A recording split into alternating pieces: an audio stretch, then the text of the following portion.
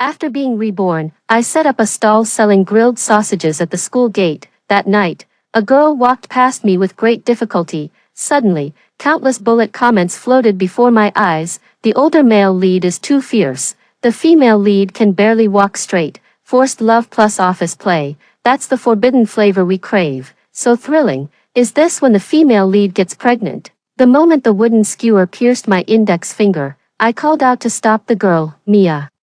Do you want me to call the police for you? The girl halted her steps, turning her head warily to reveal a pair of eyes red from crying. Who are you? I'm your long-lost mother. I lied to her. I'm the bastard child mentioned in the barrage comments. I grabbed Mia's hand just before she could flee in panic. Liar, let go of me. Seeing her struggle, I closed my eyes and recited the words recorded in her diary. You're 19 this year. Your birthday is June 1st. And you were 3 years old when I abandoned you. The struggling in her hands gradually weakened, and Mia's reddened eyes welled up with tears again. She should have believed my words, because I naturally resembled her. Are you really my mom? Without hesitation, I nodded, but she only cried harder. How could you only think of looking for me now? Do you have any idea what I've been through? It felt like a boulder had slammed into my chest. The pain so intense I could barely breathe. The barrage of comments from my past life had already revealed everything she'd endured. As the female lead in a teacher-student romance novel, she was relentlessly pursued by the male lead under the guise of love. She was finally forced to taste the forbidden fruit after entering university. Just as she should have been starting a wonderful college life, she had to drop out to raise the child in her belly, while readers praised the perfect happy ending of the family of three. The story in the book came to an abrupt end, but the tragedy that belonged to Mia had only just begun. The town was small, and Mia, who had gotten involved with a teacher at a young age, was scorned by everyone before being abandoned by that very teacher. Timid and weak, she struggled to survive with her child. She endured the insults of neighbors without retorting and the beatings of her remarried husband without fighting back. For 50 years I was meek and submissive. But in that moment when he crept into my room, I found my courage. To protect me, she accidentally killed a man. The barrage of comments appeared at that very moment. Is this the spin-off of that teacher-student romance? The female lead is both tragic and somewhat justified. Family, take a good look. This is the consequence of not loving oneself. Not only did she ruin herself, but she also dragged her child down with her. Totally deserved it. What kind of decent person would get involved with a teacher at such a young age? As time passed, readers began to blame her too. I found the method of rebirth 10 years after Mia's death, but I was still a step too late. Should we call the police? Mia shook her head with reddened eyes, speaking word by word, as if speaking slowly enough could deceive herself. He said we were in a relationship. He said doing this kind of thing is normal when you're in a relationship. Are you doing this willingly? I stared at Mia's blank face, thinking of her yellow diary. Across the span of 33 years, every word between those lines revealed she wasn't willing. Mia's face grew increasingly pale, and my heart sank deeper. In my past life, after her death, I read many books on the subject, which stated that many assaulted girls would brainwash themselves, because believing in being forced was more painful than believing in being loved. Perhaps sensing Mia's struggle, the barrage of comments appeared again. Second time reading this. When did the female lead suddenly gain a mother? Female lead, don't let your mom deceive you. I don't want my sweet campus romance to turn into a legal drama. The female lead's mom looks exactly like the type who'd break up a happy couple. One man's meat is another man's poison. If not for the restrictions of rebirth, I would have beaten that bastard to death with a stick. Seeing Mia still struggling to speak, I sighed and started packing up. If you don't want to, then don't go for now. Later, when we get home, give me the clothes you wore today. Mia hesitated but nodded, and even came over to help. Her movements were quick and efficient, clearly accustomed to household chores. You don't need to.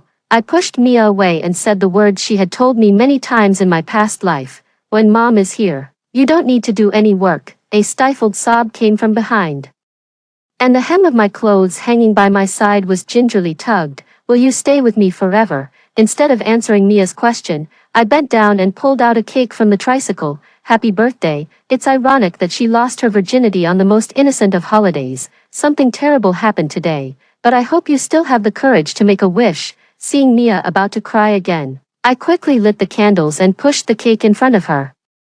Close your eyes and make a wish. Don't say it out loud, or it won't come true. While Mia was making her wish, I quickly packed up my things, pondering what to do next. I could only remain in this day. At this time the next day, I would die in the car crash orchestrated by the Rebirth Bureau. I had intended to be reborn before everything happened, but something went wrong along the way. It was already evening when I came through, and that thing had already happened. I stared at Mia's belly and took out the pills I had prepared long ago. Mom, I've made my wish. Take them with the cake. Mia's face instantly flushed red. The barrage of comments exploded. I always said the female lead's mom was no good. How can the female lead have a baby if she took birth control pills? The baby is the key plot point. Before getting pregnant, the female lead was indifferent to the male lead. It was only after having the baby that she gradually accepted him from her heart. Right, because I didn't have a complete family myself. I wanted to give my child a complete one, but now the child is going to be gone. I scooped up a spoonful of cake, placed the pill inside, and brought it to Mia's lips. Eat up, it's sweet. Mia took a step back, the struggle in her eyes more intense than before. Can I not eat it? I feel like I'll lose something very important to me if I eat this. I grabbed Mia and forcefully shoved the cake into her mouth.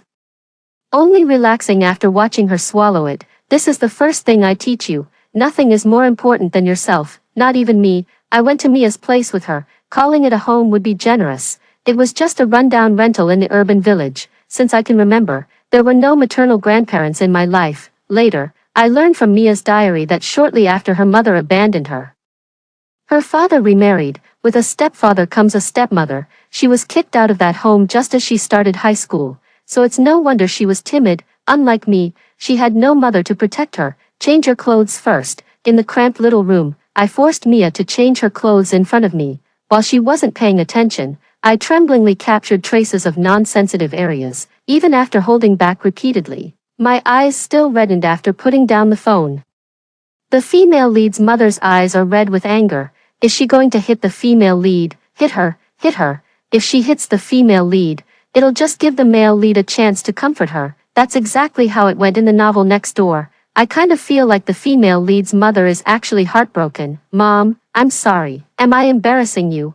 I had just finished packing the clothes when I turned around and saw Mia hanging her head, her hands tightly gripping the seams of her pants, her shoulders trembling. The first time he touched my shoulder, I went to my dad, and he slapped me, saying I was being improper, that I had shamed him, and told me not to come to him again. So it wasn't that she hadn't cried for help, but the first time she reached out, she was judged to be at fault, so she believed it was her own fault too. It turns out she was suffering more than I had imagined. Yet when I was young, I too had misunderstood and resented her. Under the influence of those idle rumors, a suffocating pain rose in my chest. I took a deep breath and turned Mia's shoulders to face me. Countless words gathered at the tip of my tongue, but only one sentence came out. Don't apologize. It's not your fault. At night, Mia developed a high fever, although the bullet comments never mentioned whether the so-called male lead had any illness. I still bought preventive medication along with fever reducers and gave them to Mia. While waiting for her fever to subside, I stared at her face in a daze.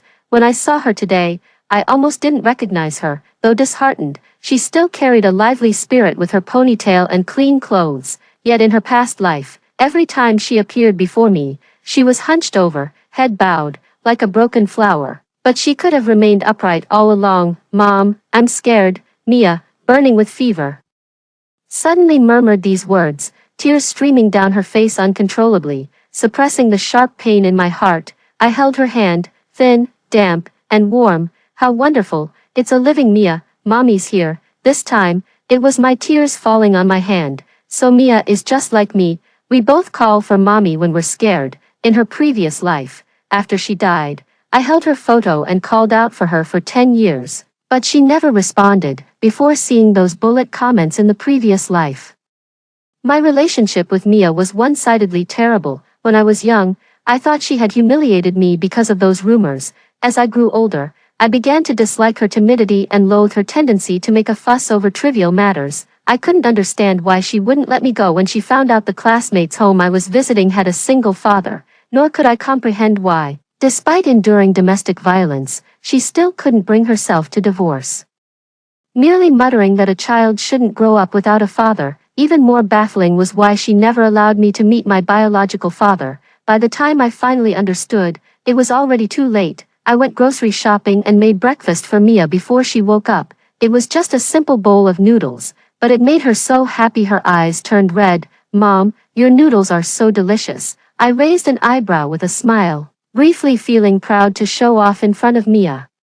She once wrote in her diary that during school, she envied classmates whose mothers made breakfast for them the most. She couldn't understand why those classmates would skip their mother's cooking to eat food from outside. She couldn't even get a taste of her own mother's cooking. Now, I suppose I've fulfilled her little wish, but she has too many regrets, and the time I can leave her is too short. Brief happiness can't smooth out the shadows, but at least this time I can face them with her, Mia.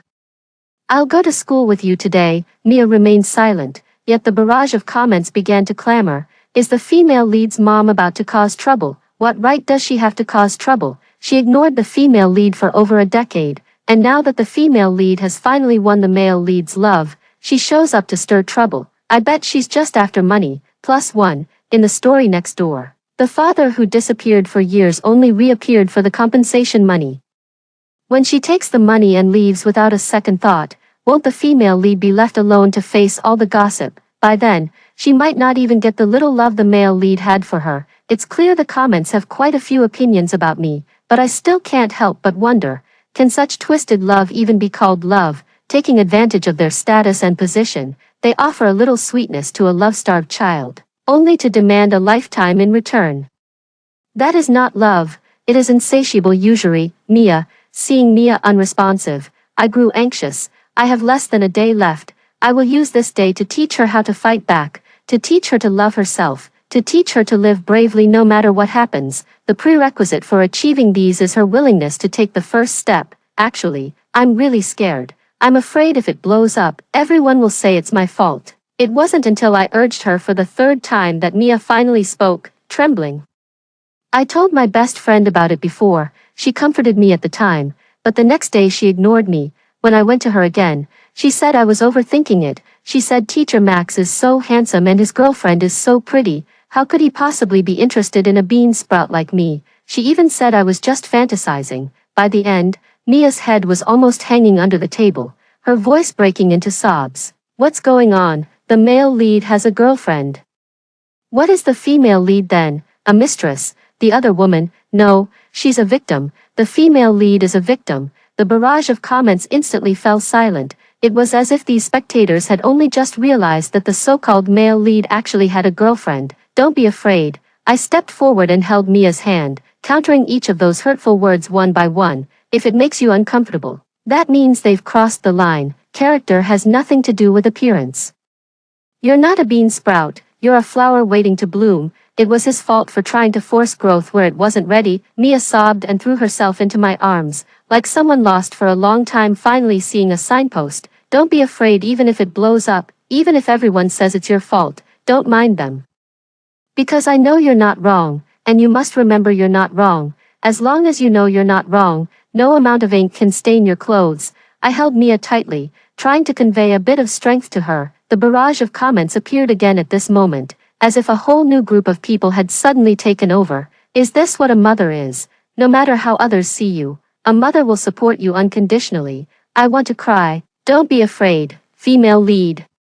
We mothers are here to support you, and we believe you did nothing wrong. Flies don't bother with an uncracked egg. If the female lead didn't seduce the male lead, would he have taken a liking to her? This is how the world is. Even when it's already known that the perpetrator is at fault, there will still be those who doubt whether the victim is truly blameless. But what does it matter if it's not perfect? As long as she's the victim, she has the right to appeal. Mom, come with me to school.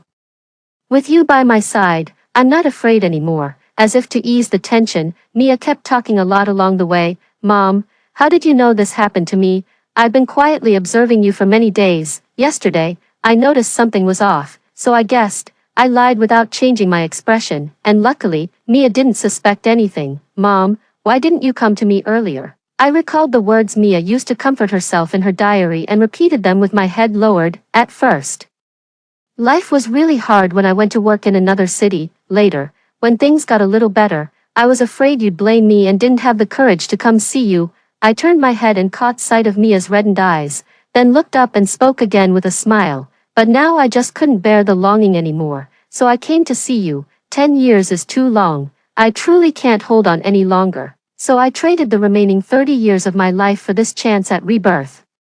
Even if it's just for one day. By Mia's side. Mia, a voice with a hint of laughter came from behind, and Mia's expression instantly stiffened. I turned around to face a young, bold, and undeniably handsome face. The barrage of comments also started to get excited. The male lead finally appears. Although it's a bit scummy for him to flirt with the female lead while having a girlfriend, you can't deny he's really handsome.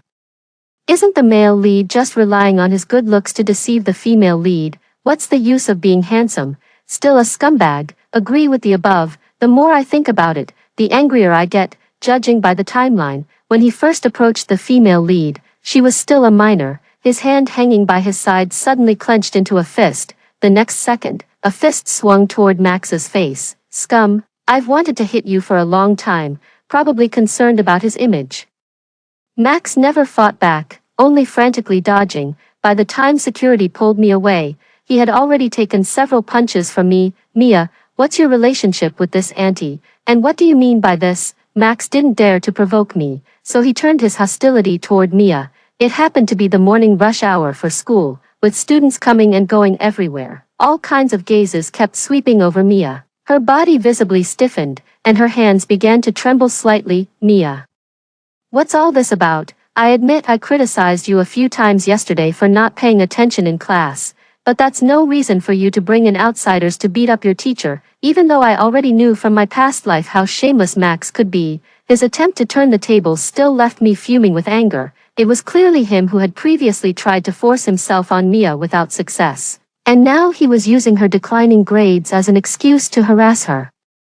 Slapping her and then offering a sweet date, coercing and tempting Mia. But now, he's shifting all the blame onto Mia. Watching as the surrounding students' gazes toward Mia grow increasingly hostile, I step forward, take Mia's hand, and shield her from their stares. With a cold gaze fixed on Max, I spoke word by word to my biological father from my past life. Professor Max, I am Mia's mother. Max stiffened, panic flashing in his eyes, regarding what happened between you and my daughter yesterday. We need to have a serious talk. Would you prefer to discuss it here or in your office? Aren't you still going to keep teaching at this school? As the words fell, the barrage of comments erupted once again. The female lead's mother is awesome. The implied meaning is, if this blows up, I can take my daughter and leave, but you'll lose your job. So satisfying. The male lead just threatened the female lead not to make trouble, and now her mother throws the same words back at him. Don't be too optimistic, folks. The female lead has a major weakness in the male lead's hands. If things escalate, she won't get off scot-free either. The suddenly appearing principal made the decision for Max, taking us to the office. Thinking of the weakness mentioned in the bullet comments, I glanced at Mia with some concern. In my past life, after her death, I nearly wore out the diary she left behind from flipping through it so much, but there was no mention of any weakness in it. Are you Mia's parent? Couldn't we have discussed this properly? Why resort to violence? Teacher Max is a specially appointed faculty member at our school. What if something happens to him and it affects the other children? Even if you don't care, shouldn't Mia at least value her classmates' feelings, without distinguishing right from wrong? The principal immediately placed Mia and me in a morally inferior position with his opening remarks. I turned to look at Mia and, sure enough, saw guilt written across her face. It's okay. I held her hand and leaned close to her ear. You were just standing up for your rights. The rest are just excuses from the abuser. Seeing Mia relax a little, I finally let out a sigh of relief. Max, about you sexually assaulting my daughter. Before I could finish, Max slammed an exquisitely crafted letter in front of me, his face brimming with absolute confidence. Mia, so you resort to tattling to your parents after a failed confession. You're truly the worst student I've ever taught. The pink letter was signed by Mia. I remembered what the barrage comments said about leverage, and my heart sank uncontrollably. Don't pick it up. Seeing me crouch down, Mia panicked and pulled me back as if she'd seen a ghost. But I still caught a glimpse of the letter's content. Teacher Max, I like you. The barrage of comments from onlookers began to mock me. Tisk tsk. The female lead's mom must be stunned, thinking her daughter was the victim, only to find out she was the restless one. The female lead is such a hypocrite. playing the pitiful victim in front of her mom while secretly flirting with the male lead. Let's see how they handle this mess. Mom, I'm sorry. It's not your fault. Why apologize? I picked up that letter, staring at the unfamiliar handwriting, remembering those words Mia had written in her diary. Later I asked her why she did that, and she said it was just a prank. I asked if she knew what consequences that prank brought me, and she replied that she was too young at the time to think that far, adding that it had been so many years and I should just let it go. From start to finish, she never apologized to me. No wonder Mia was so terrified of this love letter. Turns out it was because it was the catalyst of the nightmare. This wasn't written by Mia. I stared at Max, trying to detect a hint of surprise in his eyes. Unfortunately, there was none. Fortunately, there was none. If you say it's not, then it's not. Just call all your classmates here, and we can compare the handwriting. The situation reached a deadlock. Max pursed his lips with an unreadable expression, as if contemplating some strategy. I glanced at the time. It was already 11 o'clock, and I had less than 6 hours left to live. We must speed up the progress. I've already gathered evidence of you assaulting my daughter. I could have reported it to the police directly. I paused, looking at Max. The mockery in his eyes perfectly matched the barrage of comments appearing on the screen. I knew it was about the money. Poor heroine really thought this mother who fell from the sky was here to help her. The heroine is just too trusting. Without a paternity test, who knows if this is really her mother or not? If she's not the heroine's mother, then how does she know all these things? And they look so alike. Could she be a distant relative? Go ahead. How much do you want? How much do you think what you did to my daughter is worth? Behind me, there was the sound of something heavy hitting the ground, and I instinctively turned my head. Mia had collapsed onto the floor, looking at me with despair. It seemed she was convinced I had come for the money. Max sat comfortably in the chair, amusedly sizing up both me and Mia, who was sitting on the floor. Let me think about it. Ignoring the principal's warning glance, Max actually began listing his own misdeeds in detail. His tone was exactly the same as in my past life when I went to confront him with Mia's diary after her death. Indifferent, even a bit nostalgic. Holding hands, touching backs, kissing. Isn't that what dating is all about? Do you need me to spell out the details for you? With every word he uttered, Mia's face grew paler. My hands, hidden in my pockets, couldn't help but tremble. I clenched my teeth, telling myself to hold it in.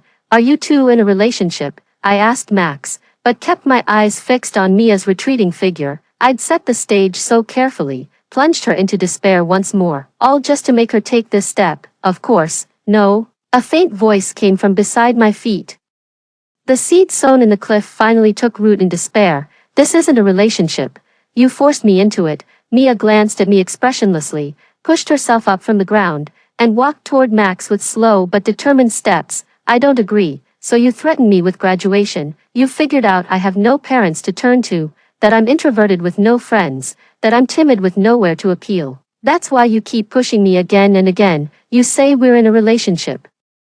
But you never asked if I agreed. I don't agree. Max froze for a moment, then smirked with amusement. I did it even if you disagree. What can you do about it? I've got plenty of money. The shameless words enraged the barrage of comments. The male lead is such a scumbag. I'll crowdfund to castrate him. Damn it, what sweet teacher-student romance. This is seduction, coercion. This is a crime. Don't be afraid, heroine. Even if your mother might abandon your side for money, we'll always stand behind you, supporting you and defending your rights. The moment the barrage disappeared, Mia's figure trembled slightly. It was as if that counterattack had drained all her courage, or perhaps she knew there was truly no one behind her. So I stood behind her. I can't do anything to you, but the law can. The moment the police waiting outside broke through the door, I saw the terror on Max's face. Somehow, it overlapped with my past life. In my past life, when I stabbed the knife into his body, he wore the same expression, as if he couldn't understand why I wanted his life, not his money. Since you've already called the police, why did you just now? On the way home, Mia, who had been silent for a long time, finally spoke up again. I didn't say anything but handed her my phone instead. The law can only deliver the punishment Max deserves. But I'm afraid people who don't know the whole story might blindly think Mia is also at fault. So based on my understanding of Max's arrogance, I set that trap, recorded their conversation, and posted it online. The outcome was even better than I had imagined. Heartache. But girl, you must keep being brave. Fighting back is just the first step. You must hold on to this courage forever. Occasionally, a couple of negative comments would appear, but they would quickly be drowned out by criticism and vanish. Thank you. When she handed the phone back to me, Mia unconsciously straightened her posture a little more. You're not my mom, are you? I was taken aback, only then realizing that since returning from school, Mia had never called me mom again. Actually, I almost believed it because you really do look a lot like me, but my mom has a mole on her right ear. You don't. Everyone in my family has one. I touched my ear, feeling awkward for the first time. But whoever you are, thank you. Without you, I wouldn't have had the courage to take this step. The moment she was pulled into that familiar embrace, the tears she had been holding back for so long finally fell uncontrollably. Mia is a coward, but Mia is never weak. She simply had no choice. She wrote in her diary that during those days, she kept thinking about fighting back and resisting. She came up with many ideas, but the arm is no match for the thigh. She feared gossip. But that summer after her freshman year, she still anonymously sent a letter reporting Max's wrongdoing, though it still didn't succeed. She also considered calling the police, but by then, there was no evidence left. In her diary, she wrote that if someone had appeared to help her back then, she would have mustered the courage to stand up and resist. But later, with my arrival, she truly grew timid over time. Gossip didn't kill her, but she feared it would affect me. In the last 2 hours of this world, I went back to Mia's home with her. Perhaps because the weight in her heart had been lifted, Mia's complexion improved significantly as she chattered endlessly about her dreams for the future. She said she wanted to work part-time to support her studies and become a teacher after graduation. Great, Teacher Lucy, you'll definitely be a wonderful teacher. I watched the clock hands inch toward the final mark, rubbing my reddened eyes. I stood up with a smile. Mia, I'm going home now. Mia froze for a moment, holding my hand, her eyes filled with reluctance. Will you come to see me again in the future? Not in this lifetime. Let me tell you a secret. I'm the grown-up version of you. In the future, you'll have a happy family, a successful career, and a beautiful child. I tilted my head back, refusing to let the tears fall. Everything is perfect. Except for one lingering regret. That bastard Max didn't get the punishment he deserved, so I came back to help you take revenge together. Seeing the momentary blankness on Mia's face, I greedily hugged her one last time. Sorry for taking advantage of you all day. Actually, that was my lifelong wish. Being a mother is too hard, so if possible, I wish you were my daughter. No matter what happens, you must live well.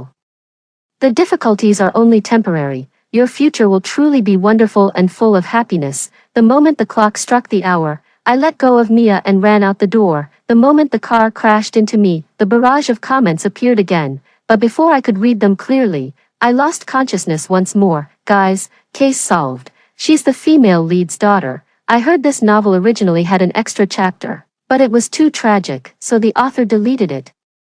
But I remember the daughter in that extra chapter looked exactly like this. The instant Mia ran out, that person had already vanished into thin air. Only the bullet comments and the video on her phone reminded her that this wasn't a dream, but reality. No wonder she could tell at a glance that the other person wasn't her mother, yet she couldn't help but feel close and trusting. No matter what the bullet comments said, she always felt that the other would help her without reservation.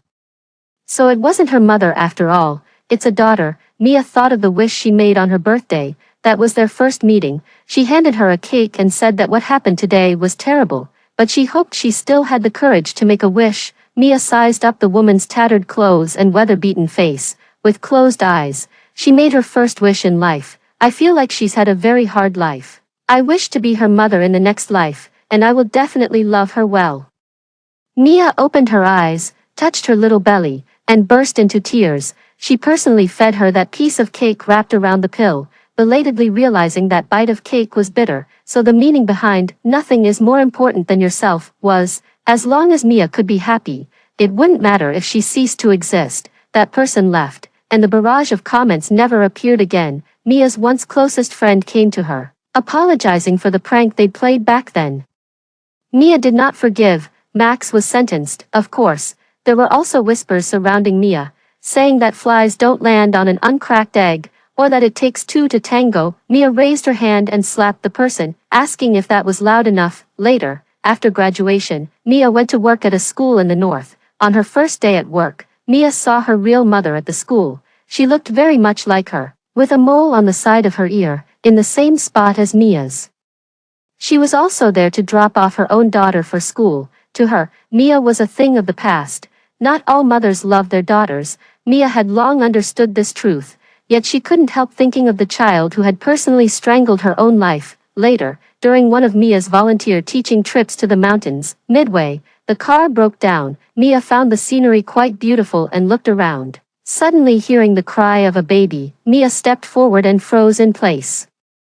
The little baby in the basket looked strikingly similar to her own childhood photos, the only difference being the absence of a mole by the ear. Mia initially wanted to register the child under her own name, but remembering the child who had once tried to snuff out her life without hesitation, she ultimately registered her as her younger sister when filling out the household registration. After some thought, she named her Sweet. Then began the days of juggling work and childcare. Fortunately, Mia's colleagues were also very kind to the child she had picked up. Only occasionally would Mia have dreams at night. In her dreams, the gossip had never ceased since freshman year. During this time, Max kept pestering her. Later, Mia also picked up a child while volunteering as a teacher. Since the classmates already viewed Mia with prejudice, they instinctively assumed the child was hers. To force Mia into submission, Max also claimed the child was his.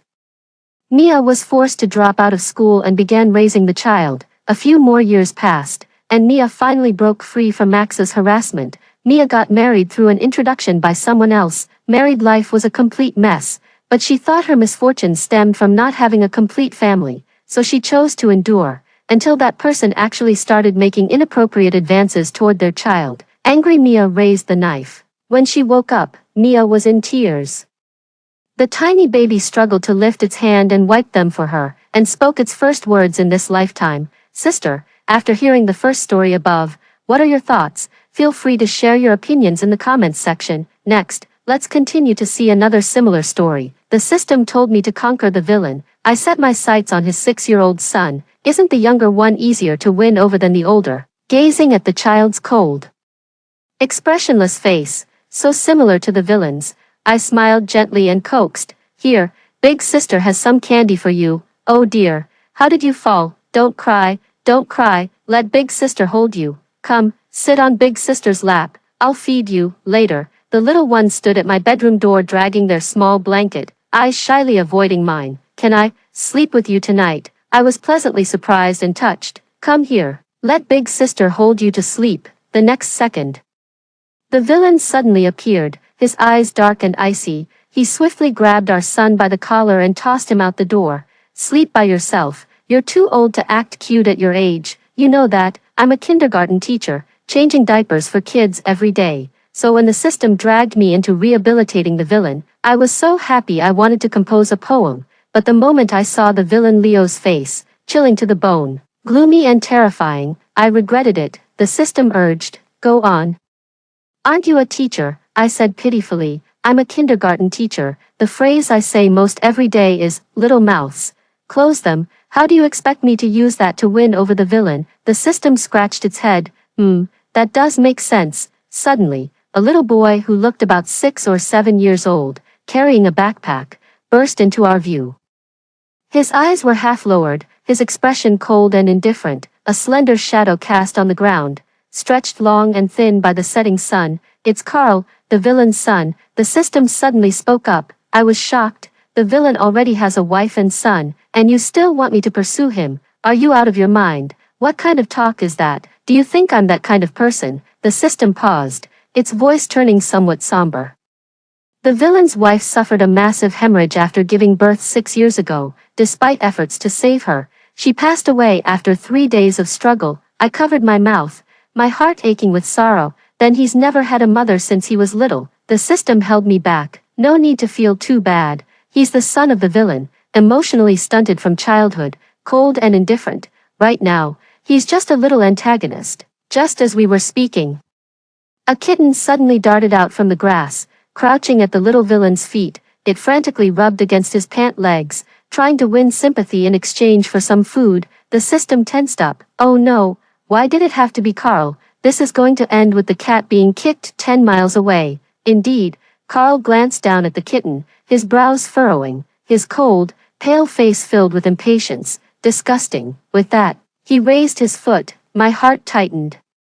And I was about to rush out to stop him. Carl lifted his foot, took a step back, his small face tense as he looked around the system, and I quickly ducked behind the tree. Seeing no one around, Carl bent down and picked up the kitten with one hand, holding it before his eyes. Their gazes met. The kitten trembled its damp nose and let out an awkward meow. A second later, Carl lifted his eyes expressionlessly. Casually pressing the kitten into his embrace, he stroked its tiny head as he walked home. Didn't they say he was wicked from childhood? But no one can resist a kitten. I exchanged a glance with the system. Makes sense. The system assigned me the role of Carl's tutor, making it easier to get close to Leo. But I've changed my mind now. Isn't the younger one easier to win over than the older one? First, take down the small one. Hold the emperor hostage to command the nobles. Wouldn't taking down the big one be as easy as turning over a hand? When brought into the living room, Leo was sitting on the sofa listening to his secretary's work report. He leaned back lazily, his long legs crossed and his eyes slightly closed. He looked gentle and harmless, but I knew it was all fake. Hearing my footsteps, those eyes silently opened, dark and gloomy, unfathomably deep. It made one shiver involuntarily. Mr. Leo, I stood before him with my eyes lowered. The man's sharp gaze swept over me from head to toe before he spoke calmly. Teacher Lucy. I swallowed hard. Yes. Leo's lips suddenly curved into a smile, but the warmth never reached his eyes, sending chills down my spine. My son has been a bit rebellious lately and brought home a little troublemaker. He's being punished right now, so please wait a few minutes. Teacher Lucy. Instantly, the image of the kitten Carl brought home flashed through my mind. It seems Leo doesn't like cats. I didn't dare say anything more and could only sit on the sofa nearby. Almost simultaneously, a door was opened by the secretary. A small figure tumbled out from inside, falling to the ground. Realize your mistake. Leo closed the laptop. Carl struggled to his feet, standing straight, his face pale and covered in sweat, yet stubbornly silent. Leo let out an impatient tsk. Lock him up for another 2 hours. As soon as the words fell, the secretary stepped forward, grabbing Carl by the collar to drag him back into that cramped, suffocating room. The system whispered to me, Carl has claustrophobia. This father is really too cruel. My heart tightened. The villain truly lives up to his name, showing no mercy even to his own son. It's just a cat. Carl is only 6 years old. Is this really necessary? We can't let this big villain raise the little one to death. So I stepped forward. Mr. Leo, there are quite a few lessons scheduled for today, and it's almost 7 o'clock now. What do you think? Leo looked up at the sound of my voice, a flicker of surprise passing through his eyes. I understood. What do you think you are, daring to oppose me? Just as I was trembling with fear, Leo spoke up. All right, since Teacher Lucy has spoken. His eyes remained fixed on me as he spoke, seemingly amused. Then let's have a proper lesson with the teacher first. Carl remained standing in place without moving, stubborn as a mule. I let out a sigh. Do you know who your father is? The biggest villain in the entire book, utterly ruthless, profit-driven, and a cold-blooded murderer disguised as a refined scoundrel. How old are you to dare challenge him like that? But then again, he is the villain's son after all. Got guts. I silently gave him a thumbs up, then I grabbed Carl by the collar and dragged him upstairs, caught off guard by my sudden move. Carl's cold eyes instantly showed a hint of panic. What are you doing? Let me go. I'm not going. He struggled to break free. But I know a little about martial arts. I directly grabbed his hand to restrain him. Seeing that he was still trying to kick, I leaned close to his ear and whispered, Was the cat you brought back thrown away by your father? I can help you find it. Indeed. At these words, Carl stopped moving. He widened his eyes, his face full of vigilance and suspicion. Really? I raised an eyebrow. Absolutely. Carl hesitated for a moment before obediently following me upstairs. As soon as the door closed, Carl grabbed the hem of my clothes, his tense little face slightly relaxing as if he was about to ask for a favor. It must have been thrown into the dry well in the backyard. Go quickly. I was startled. This Carl truly lives up to his reputation as a villain, throwing a kitten into the well right in front of his own son, not even afraid of his son hating him. The system explained. Their relationship has always been terrible. After his wife passed away, Leo became even more ruthless, completely neglecting his son. Whenever they met, he would either mock him or find various excuses to punish him. so Carl really hates his father. Logically speaking, yes, I thought to myself, this isn't good. I'm not sure if targeting Carl is really the best solution, but this family also appears to be falling apart. Never mind, let's tackle it together. Looking at the cold little face before me, so similar to the villain's, I suddenly felt a pang of heartache. He reached out to pat his head. Carl warily tilted his head to avoid my hand, his large eyes filled with aloofness. Don't touch me. Oh, I don't believe it. I wrapped my arm around his neck and pulled him into my embrace. Call me sister, and I'll help you save the kitten. Carl in my arms seemed to feel humiliated, struggling to break free. Let me go, save it or not. I don't care, really. That kitten is so small, it probably won't last long. By the way, it seems to be snowing outside. I lied to him. Actually, I had already sent the system to rescue the kitten, but hearing my words, the person in my arms gradually stopped struggling. Finally, it came to a complete stop. Is it snowing? Carl's little face was deathly pale, his eyes filled with worry. Yes, it is. I released him, leaned down to look into his eyes, and said with a smile, will you call me? Carl had just met my gaze when he somewhat awkwardly averted his eyes. Forget it, let's study first. I stood up and casually clapped my hands. Suddenly, someone tugged at the hem of my clothes, and I heard a timid, sister, soft as a kitten. My heart felt instantly struck. I clutched my chest, just as I was about to reach out and ruffle his hair. Suddenly, the system suddenly appeared, hugging my head excitedly. Host. Guess what I saw? I pulled him off my face. What did you see? A handsome guy taking a shower. Useless. Come with me quickly. Following the system through the villa, we arrived at the backyard. The snow had grown heavier, the sky a dull blue backdrop. Every breath came out as white mist. A tall figure stood not far away. Under the snow, the outline was sharp and cold. It's Leo, the system whispered. He just jumped into that well and fished the kitten out. I looked closely. His broad hands were indeed cradling a scrawny cat.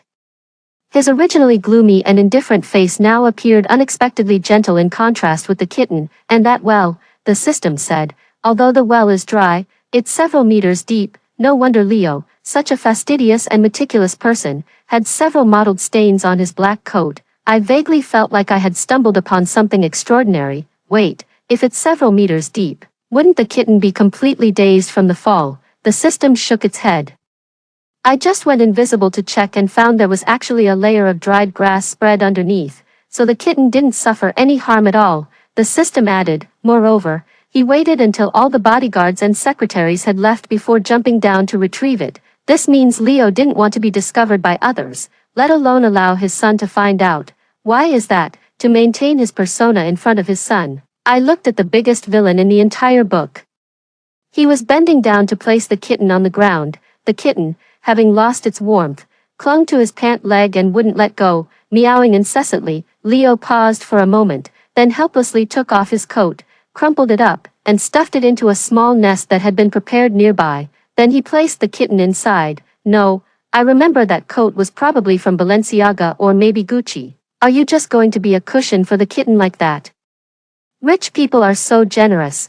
Can someone just give me $1 million for no reason? I'm so jealous it makes my teeth itch. I wish I could possess that kitten's body. The system comforts me. It's okay, even though they're rich, they don't have any worries at all. I grabbed him by the neck. All you do every day is spout nonsense that makes people want to die. Hey, wait, hurry up and leave. Leo is coming over. I let go and ran back while thinking. Although Leo appears cold and ruthless, cruel and violent on the surface, but secretly, he rescued his son's kitten and kept it in the backyard. So contradictory and complicated, but you know what, it's kind of adorably ironic. I like it. I'm gradually gaining confidence about my future plans. The confidence is gone again, because I just came out of the bathroom, only to see Leo, with a sinister expression, stepping on a bodyguard's hand in the lobby downstairs. He even gave it a vicious twist. The man instantly let out a piercing scream. Shut up, Leo commanded. After 2 seconds of silence, a cold, heavy voice came through. Break his fingers, then throw him out. The other 2 bodyguards immediately sprang into action. Seriously, not even sparing your own people. The system hid behind me in fear. I actually thought Leo was kind-hearted just a moment ago. I just feel the path to conquest has become even more perilous. What if I offend him and end up with my fingers snapped too? No way. I still want to get my nails done. Someone suddenly bumped into me. Miss Lucy, I'm sorry. I turned around to see it was the butler, Luke. He gave a slight nod and was about to leave. I quickly stopped him and asked, what did that bodyguard do wrong? The butler glanced downstairs and whispered, he was abusing cats, and Mr. Leo caught him. He really deserves to die. The system and I spoke in unison. Breaking 2 of his fingers was still too lenient. Thank goodness. I thought Leo would punish anyone when he was unhappy. I returned to Carl's room with renewed confidence. Just as I opened the door, a small figure came rushing over, looking up at me with an expectant face. I couldn't help but laugh. This scene, like the little kitten that just raised its head begging for food. Carl, however, became unhappy. What are you laughing at? Where's the kitten? A childish face was stern and tense, yet filled with urgency. I reassured him, don't worry. The kitten is fine now, really? Carl asked suspiciously, really? I raised 4 fingers, I swear, or else I'll never get to touch Abs again. Carl turned and walked away upon hearing it. I giggled and followed him, teasing, were you worried sick? Our little Che. After a few steps, suddenly, the little antagonist stopped dead in his tracks. Strange. Then I heard a very soft, thank you, quickly pass by. A thought struck me. I pressed closer. What did you say?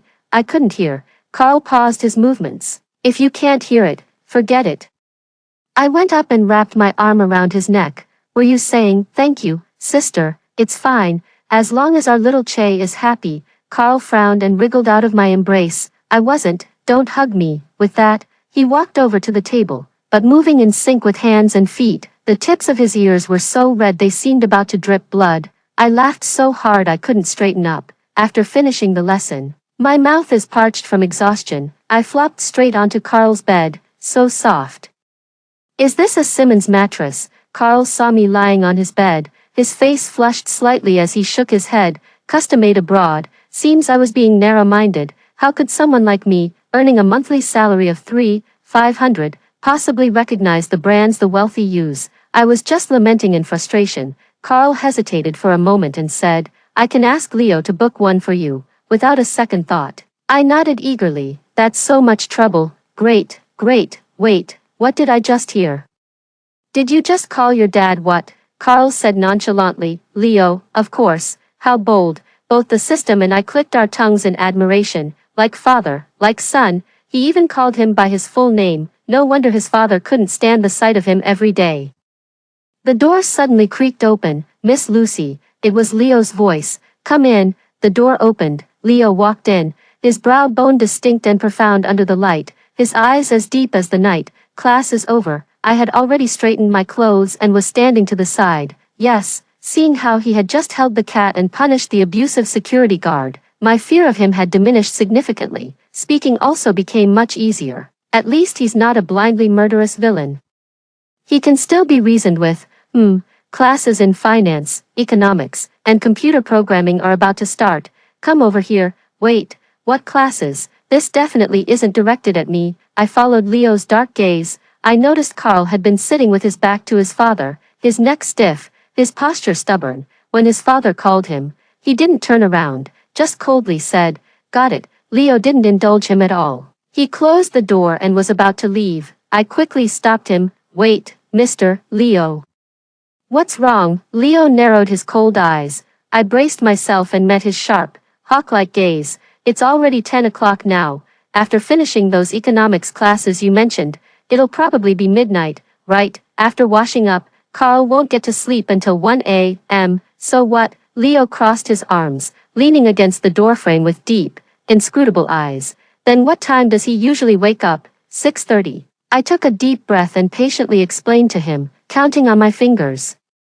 I used to be a preschool teacher. Generally, newborns need 14 to 17 hours of sleep, infants need 12 to 15 hours, toddlers need 11 to 14 hours, preschoolers need 9 to 11 hours, school-aged children need 9 to 11 hours, and teenagers need 8 to 11 hours. Carl is 6 years old, which falls under the school-aged category, so he needs at least 9 hours of sleep. Leo snorted coldly. So what if he doesn't get that much sleep? He's my son. What's the point of sleeping so much?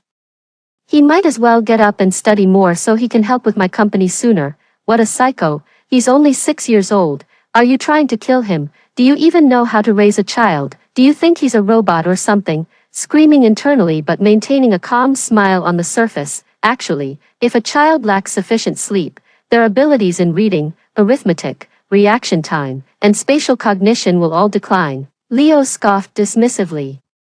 I've tested his IQ. It's twice that of a normal person. I refuse to give up, but he's also prone to emotional excitement, elevated blood pressure, and a higher risk of cardiovascular diseases in adulthood. Leo frowned, visibly impatient. The villa is only 5 minutes from the hospital system, just like his son.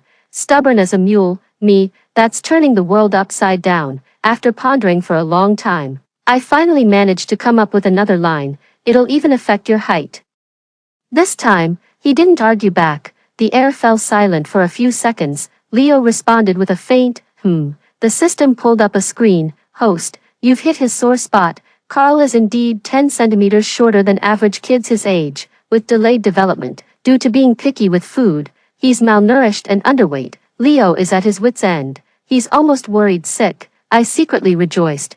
Perfect. Isn't this my specialty? So, I cautiously looked at Leo. The man closed his eyes briefly. Weariness creeping onto his brows, then let him sleep. With that, he turned to leave. I seized the moment. A cup of warm milk before bed would help him grow faster. Leo paused in his steps. Let the butler handle it. It's best if the father warms it for the child himself. Feeling paternal love will help them grow faster. As soon as the words were spoken, I heard Leo turn his head and click his tongue softly. As if issuing a warning, I quickly took the opportunity to back down. A butler is fine too. A butler is fine too. The door closed again. I let out a sigh of relief. Smiling at Carl, I said, all right, our CC can go wash up and get ready for bed. Carl stood up and glared at me. Don't call me CC. Okay, CC. Leo treats his employees' benefits quite well. I was assigned a bedroom on the second floor of the villa. At night, I sneaked into Carl's room. Carl watched the door warily. It's me, your sister. I walked to his bedside with a smile and sat down. Waving the Andersons' fairy tales in my hand. Want to hear a story? Carl hesitated a bit, but Leo said these are books only idiots would read. The system, don't stop me, I grew up reading these. So, does our CC want to read them or not? I waved the colorful book cover in front of Carl. This is a fatal temptation for a child. Carl bit his lower lip, hesitated for a long time, and finally squeezed out a want. With longing in his eyes, the night flowed quietly. I opened the book and began to read softly. The Ugly Duckling, Little Claws and Big Claws, The Little Mermaid. Carl listened attentively. From time to time, he would ask some questions, until I read The Story of a Mother. I paused for a moment, not continuing to read, wanting to skip it, but Carl held my hand. Read it, it's okay. After listening, Carl didn't speak for a long time, nor did he ask any questions. Then let's go to sleep, it's very late already. I tucked the blanket around him. Just as I was about to get up, my wrist was grabbed. Does every mother love her own child? I frowned. What did your dad tell you? Carl rolled his eyes, looking somewhat despondent. He said Mom didn't like me, that's why she left me and passed away. Holy crap, what an absolutely tactless villain. What on earth did he say to his son? I gritted my teeth, suppressing the urge to rush into Leo's room, punch him in the face, and yell, "Your mom's the one who didn't like you," she said gently. That's not true. There's no mother who doesn't love her own child. Your dad was lying to you. Carl blinked his eyes, his long and thick lashes fluttering like butterfly wings. I knew it. He was lying to me. I reached out and ruffled his soft hair, comforting him. Even though your mom couldn't be there to watch you grow up, she must have tried her best to remember your face. She'll be thinking of you from wherever she is. Really? Carl's eyes lit up, sparkling as he looked at me. Really?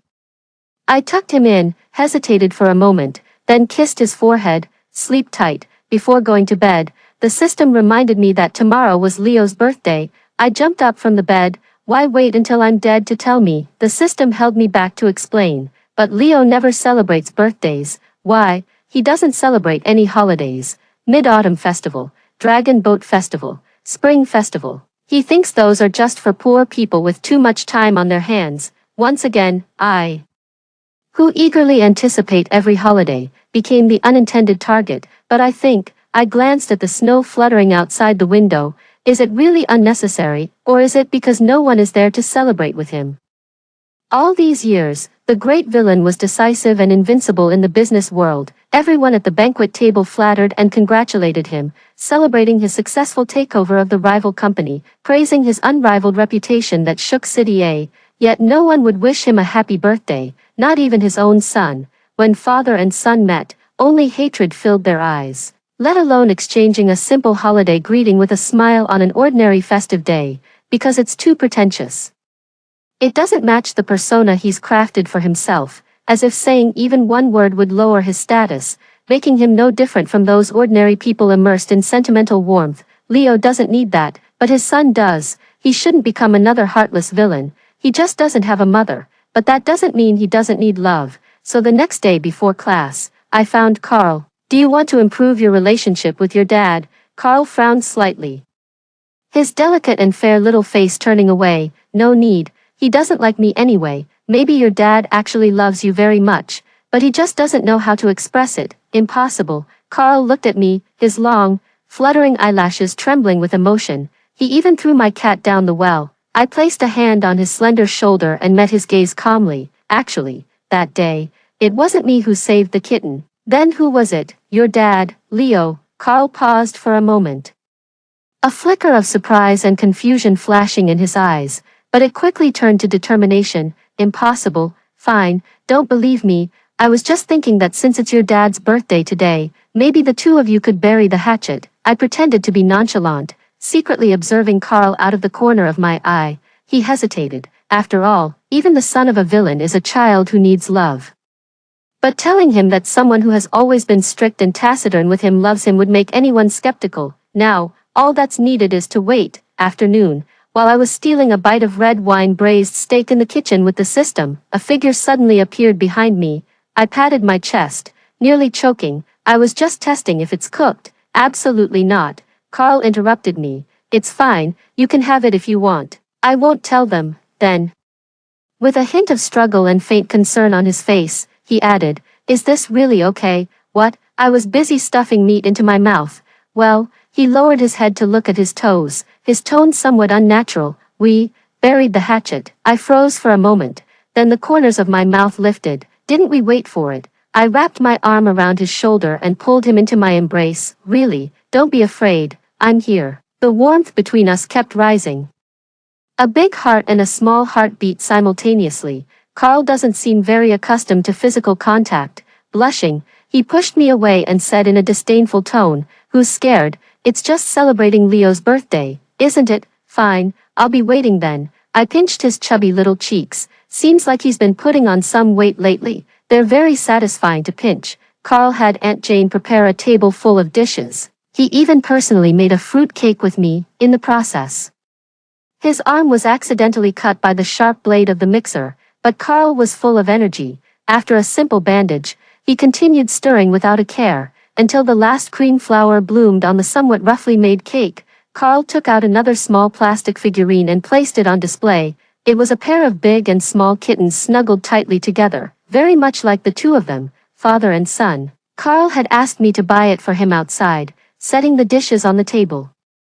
I suddenly felt someone tug at my sleeve. I turned around to find Carl standing with his hands behind his back, cheeks slightly flushed but eyes sparkling. Bend down a little. I leaned in. What's up? A cold strawberry touched my lips, and I instinctively opened my mouth to take a bite. The sweet juice burst forth. It brought a delightful feeling to my heart. Carl then lowered his small hand and awkwardly took a few steps back. It was left over from making the cake earlier.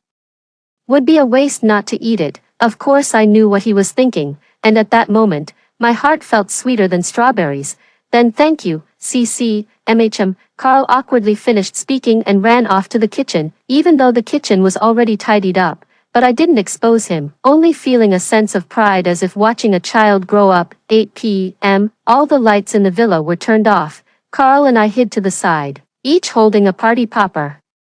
The dim light cast on Carl's small face revealed his faint excitement and anticipation. They're coming, they're coming. Aunt Jane entered the door, urging us to hide quickly. Indeed, a steady set of footsteps came from outside the door. My heart was pounding with nervousness. A small hand suddenly reached over. I turned my head. Carl said nonchalantly, "If you're nervous, you can hold my hand." But in the dim light, that hand was visibly trembling. Understanding, I reached out and grasped it tightly. The next second, the door opened. Boom, went the firecracker, with confetti flying everywhere. Aunt Jane came out holding a cake. A few candles were stuck on top, their flames flickering with the movement. "Happy birthday." I was the first to shout it out. Then I looked at Carl. Carl lowered his head and said very softly, "Happy birthday." After saying that, the air fell silent. Not another sound could be heard. As for Leo, he stood at the doorway, his face hidden in the darkness. His expression unreadable, but I could clearly sense the extremely low pressure surrounding him. Aunt Jane came over to smooth things over, blow out the candles. Leo moved. He reached out and gave a push, causing Aunt Jane to stagger. The cake slipped from her hands and fell to the ground with a thud. That cake Carl spent 3 hours making by hand, beating eggs, spreading cream, even injuring his arm in the process. Just like that, it fell to the ground. A faint scent of cream wafted through the air. Leo didn't care in the slightest. He swept his gaze over everyone, finally resting his eyes on Carl. "Isn't it supposed to be class time right now? Why are you still standing here?" Carl didn't speak. His gaze was fixed intently on the cake on the ground, his small hands clenched tightly into fists, the corners of his eyes reddening, his whole body trembling slightly. Not just him. "I'm about to lose my temper too. Would it kill you to say, thank you?" Clearly, she loves her own son, secretly raising the kitten he brought home, worrying about his height. According to the system, he even tucked his son in at night while he was asleep to make sure he wouldn't catch a cold. When the boy was sick, he stayed by his side all night, leaving before he woke up so he wouldn't know. Truly, the quintessentially Chinese parent who never utters a word of love is embodied perfectly in him. Leo took off his coat and handed it to Aunt Jane, even lowering his head to say, "Don't do anything unnecessary. I don't need it. I didn't need to think to know those words were meant for me." Just as he was about to speak, Carl rushed forward, snatched the coat from Aunt Jane's hands, threw it on the ground, and stomped on it twice, looking up with reddened eyes. He shouted at Leo, "I knew it. You don't love me at all." He pouted, and tears suddenly streamed down his face. "You've never smiled at me, never liked anything I brought home, and the moment I make the slightest mistake, you lock me in that dark little room. You don't deserve to be my dad. I miss my mom. Mom would have loved me like Sister Sue does. She would have read me fairy tales every night, but you call them stupid. She still gives me goodnight kisses. All you do is scold me. I don't want you to be my dad anyway." Leo's eyes darkened further as he stepped forward, grabbing Carl's wrist and throwing him toward the door. "I don't want you as my son either, useless brat. Get out." The scene descended into chaos. "I have a headache. Never mind whether the villain would hire bodyguards to chop off my fingers." I just stepped forward and pulled them apart. Carl ran back to his bedroom in tears, slamming the door so hard it shook the heavens. Leo remained where he was, his entire body as cold as ice. "Miss Lucy, aren't you overstepping a bit?" He raised his eyes, a chilling coldness spreading within them. I took a few steps back, forcing a dry laugh. No, I just wanted to help. I'll take care of my own son. There's no need for you to meddle, really." I looked at him seriously. "When you say you'll raise him, do you mean making a 6-year-old study from dawn till dusk without a single moment to catch his breath, making him 10 centimeters shorter than kids his age, so thin he could be lifted with one hand, and lying to him that his mother left because she didn't love him?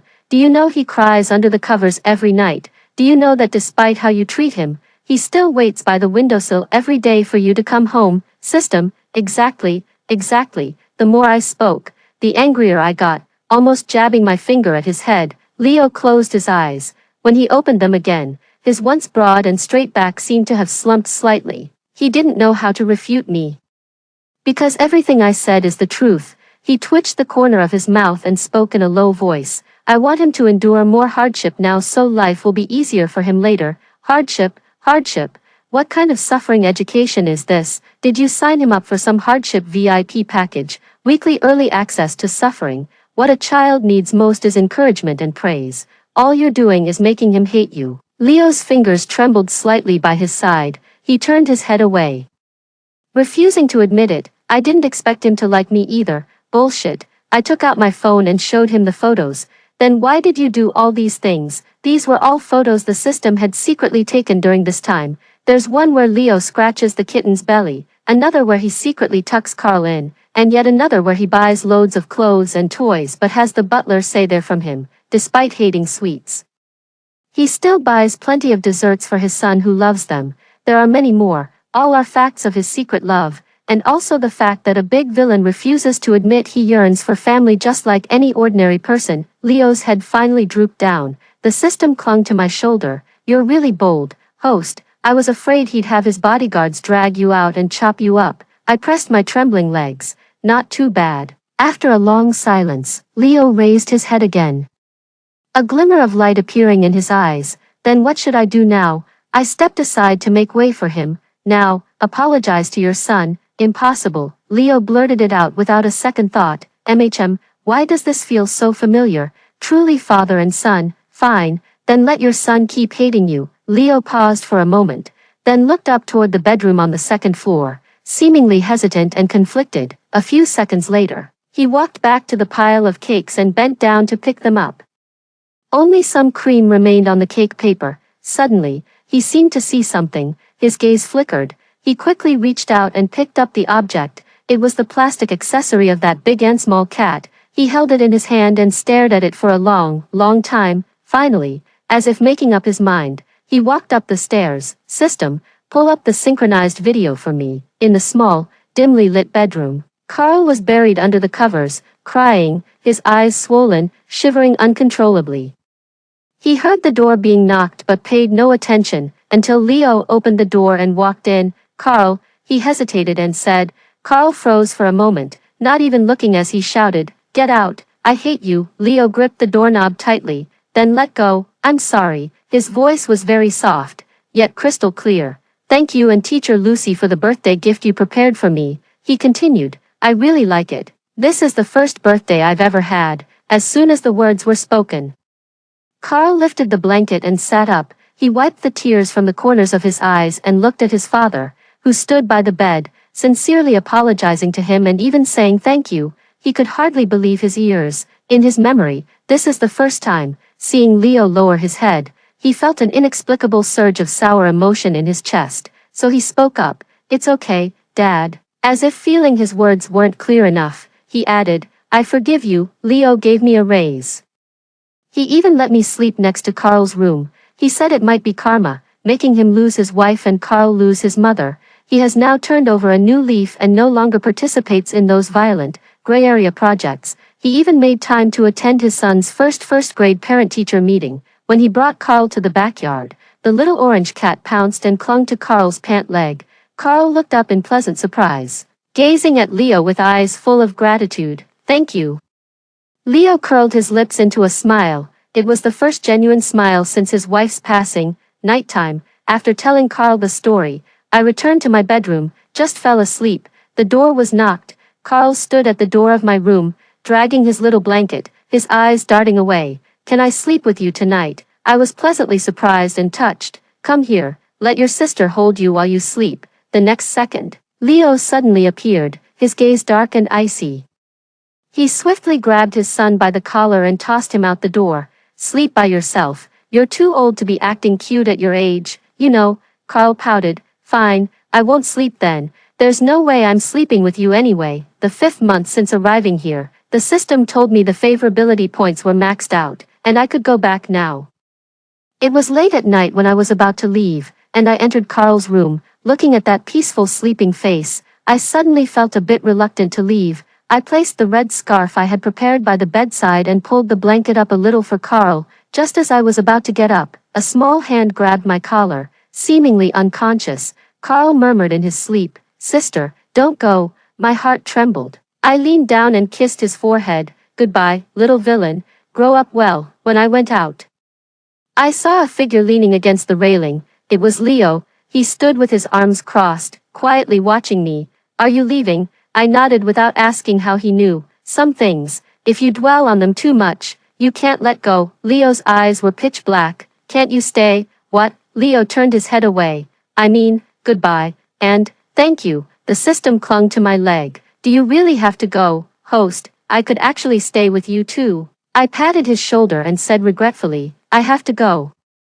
After all, there's a bunch of little ones waiting for me to change their diapers in the real world. After hearing the story above, what are your thoughts? Feel free to share your opinions in the comments section. Looking forward to hearing from you. If you liked this story, don't forget to like it, share it, and subscribe to my channel. See you next time.